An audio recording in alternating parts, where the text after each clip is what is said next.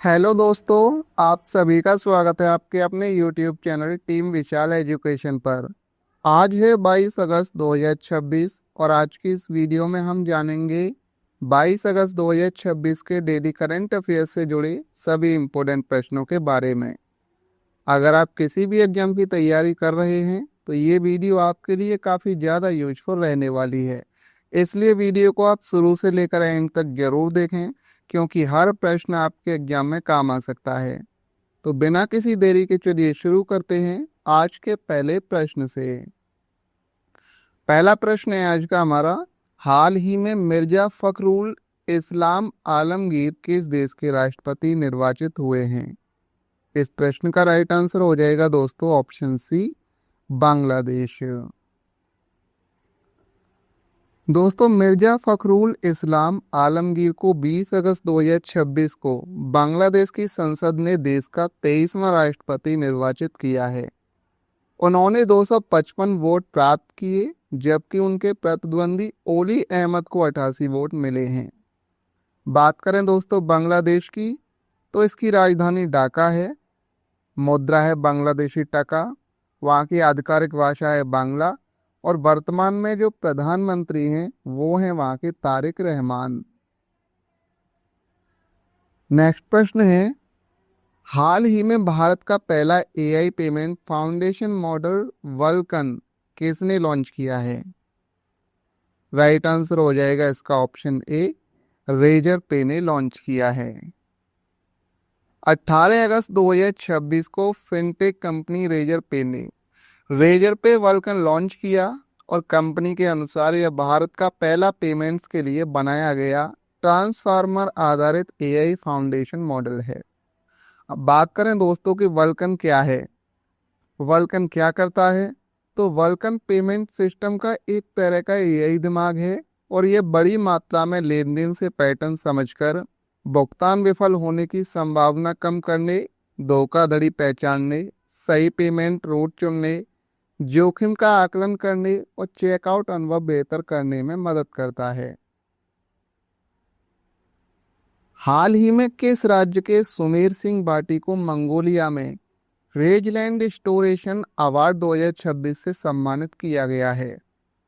इस प्रश्न का राइट आंसर हो जाएगा दोस्तों ऑप्शन बी, राजस्थान। सुमेर सिंह भाटी राजस्थान के जैसलमेर जिले के सांवता गांव के पारंपरिक ऊंट पालक और पर्यावरण संरक्षण कार्यकर्ता हैं। उन्हें संयुक्त राष्ट्र मरुस्थलीकरण रोकथाम कन्वेंशन के रेजलैंड स्टोरेशन अवार्ड 2026 से मंगोलिया में सम्मानित किया गया है। बात करें रेजलैंड क्या होता है, तो रेजलैंड का मतलब ऐसे प्राकृतिक घास भूमि या खुले क्षेत्र से है जहां पशुओं के चरने के लिए प्राकृतिक वनस्पति उपलब्ध होती है। इसलिए रेजलैंड स्टोरेशन का अर्थ हुआ खराब हो चुकी घास भूमि और प्राकृतिक चारागाहों को फिर से स्वस्थ और उपयोगी बनाना। हाल ही में केंद्र ने जम्मू कश्मीर हाई कोर्ट की नई बेंच कहाँ स्थापित करने की मंजूरी दी है? उधमपुर, बारामूला, लद्दाख या फिर पुलवामा में? इस प्रश्न का राइट आंसर हो जाएगा दोस्तों ऑप्शन सी, लद्दाख में। 20 अगस्त 2026 को केंद्रीय मंत्रिमंडल ने लद्दाख में जम्मू कश्मीर एवं लद्दाख हाई कोर्ट की नई बेंच स्थापित करने को मंजूरी दी। इसकी घोषणा केंद्रीय गृह मंत्री अमित शाह ने की और इसका मुख्य उद्देश्य लद्दाख के दूर दराज और दुर्गम इलाकों में रहने वाले लोगों के लिए न्याय तक पहुंच आसान और तेज करना है। इसकी जरूरत क्यों पड़ी? लद्दाख बहुत बड़ा और पहाड़ी क्षेत्र है। अभी हाई कोर्ट की प्रमुख सीटें जम्मू और श्रीनगर में हैं, इसलिए लद्दाख के लोगों को हाई कोर्ट से जुड़े मामलों के लिए लंबी दूरी तय करनी पड़ती थी और नई बेंच बनने से यह परेशानी काफी कम होगी। बात करें दोस्तों केंद्र शासित प्रदेश लद्दाख की, तो केंद्र शासित प्रदेश ये कब बना? 31 अक्टूबर 2019 को। राजधानी है इसकी लेह और उपराज्यपाल है वहाँ के विनय कुमार सक्सेना।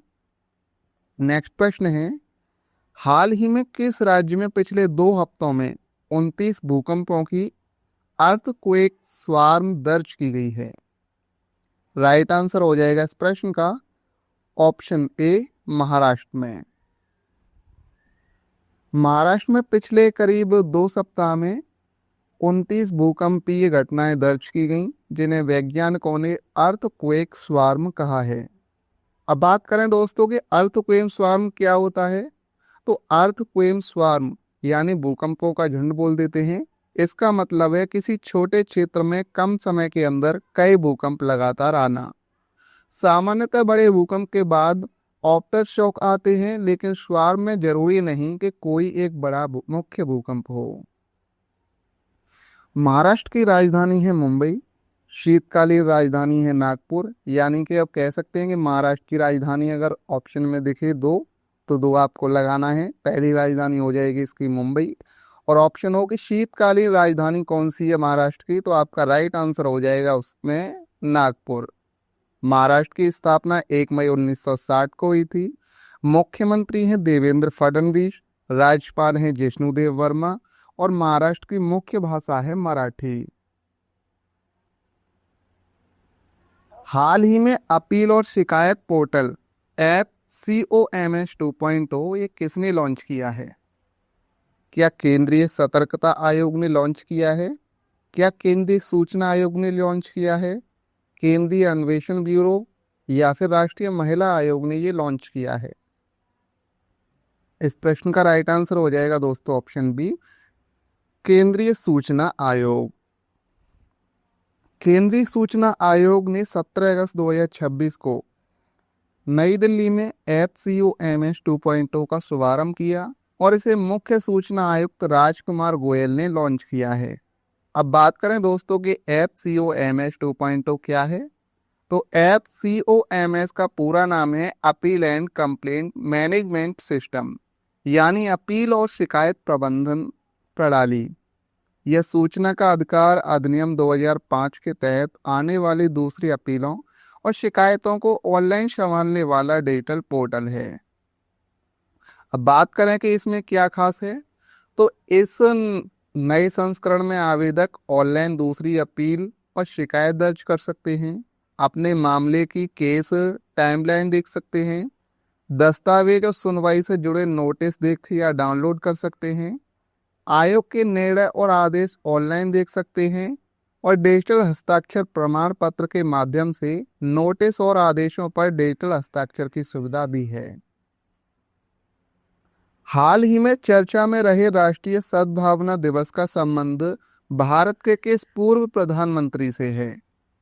राइट आंसर हो जाएगा इस प्रश्न का ऑप्शन डी, राजीव गांधी से संबंधित है।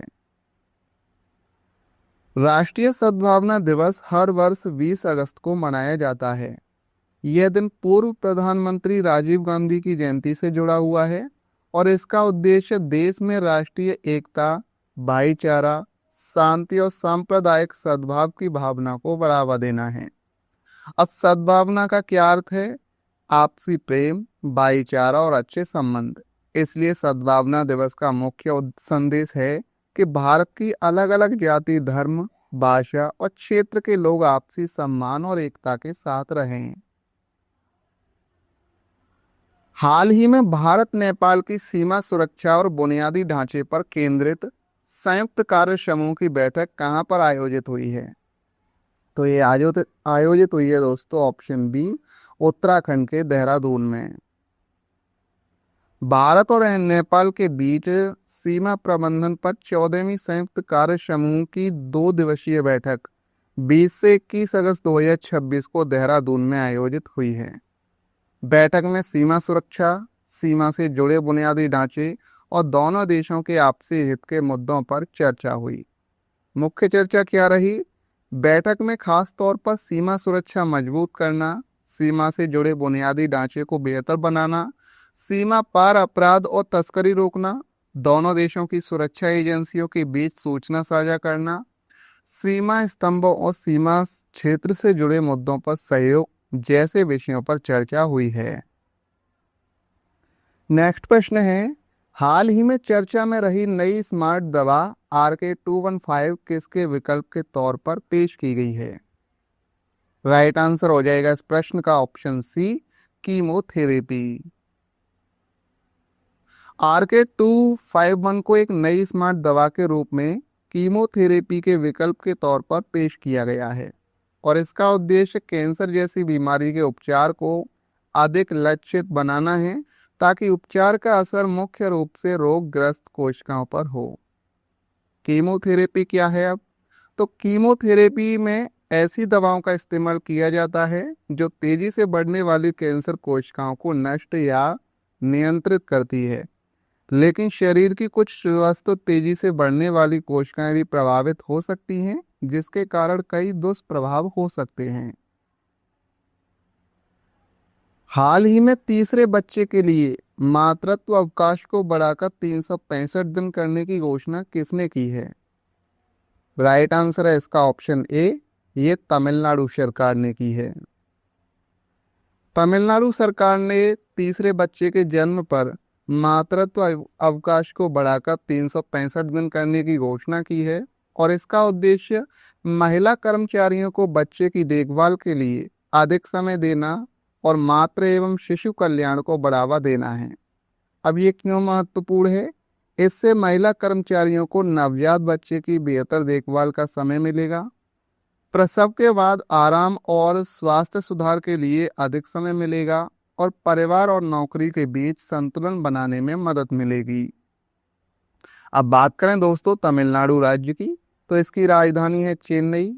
इसका स्थापना दिवस मनाया जाता है 1 नवंबर को, यानी प्रश्न पूछा जाए कि तमिलनाडु राज्य की स्थापना कब हुई थी, तो 1 नवंबर 1956 को। मुख्यमंत्री कौन है वहाँ के? सी जोसेफ विजय। राज्यपाल हैं राजेंद्र विश्वनाथ अर्लेकर और मुख्य भाषा है तमिलनाडु की तमिल। तो दोस्तों आज की इस वीडियो में हमने 22 अगस्त 2026 के करंट अफेयर्स के प्रश्नों को विस्तार से समझा है। अगर ये वीडियो आपके लिए हेल्पफुल रही हो तो वीडियो को लाइक करें, शेयर करें और चैनल को सब्सक्राइब करना ना भूलें। तो चलिए मिलते हैं एक और नई वीडियो के साथ। धन्यवाद। जय हिंद।